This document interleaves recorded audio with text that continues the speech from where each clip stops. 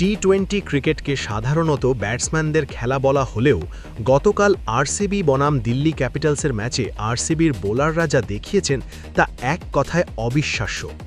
Delhi Capitals যখন প্রথমে batting করতে নামে তখন কেউ কল্পনাও করেনি যে তাদের ওপর দিয়ে এমন এক ধ্বংসলীলা বয়ে যাবে।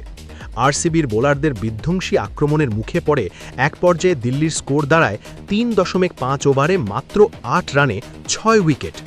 ভুবনেশ্বর কুমার এবং জর্জ হেজলউড ক্রিজে আক্ষরিক অর্থেই আগুনের গোলা ছুড়ছিলেন। ভুবনেশ্বর কুমার 3 ওভারে মাত্র 5 রান দিয়ে 3টি গুরুত্বপূর্ণ উইকেট তুলে নিয়ে দিল্লির ব্যাটিংয়ের মেরুদণ্ড ভেঙে দেন। অন্যদিকে হেজলউড 3.3 ওভারে 12 রান খরচ করে 4টে উইকেট শিকার করেন।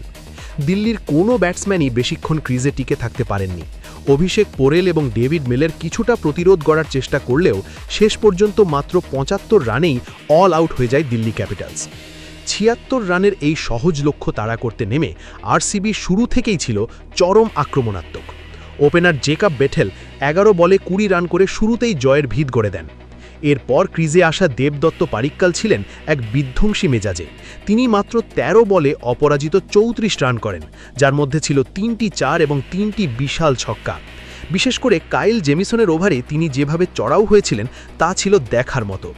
অপর প্রান্তে কিং কোহলি 15 বলে 23 রান করে অপরাজিত থেকে অত্যন্ত শান্তভাবে ম্যাচ শেষ করে আসেন। আরসিবি এই লক্ষ্য মাত্র 6.3 ওভারে অর্থাৎ মাত্র 39 বল খেলেই 1 উইকেট হারিয়ে টপকে যায়। এই একতরফা এবং দাপুটে জয়ের মাধ্যমে আরসিবি আবারও প্রমাণ করল যে তারা যখন নিজেদের সেরা ছন্দে থাকে তখন যে কোনো প্রতিপক্ষকে খড়কুটোর মতো উড়িয়ে দিতে পারে। এই জয় আরসিবি সমর্থকদের জন্য যেমন আনন্দের, তেমনি টুর্নামেন্টের অন্য দলগুলোর জন্য এক সতর্কবার্তা।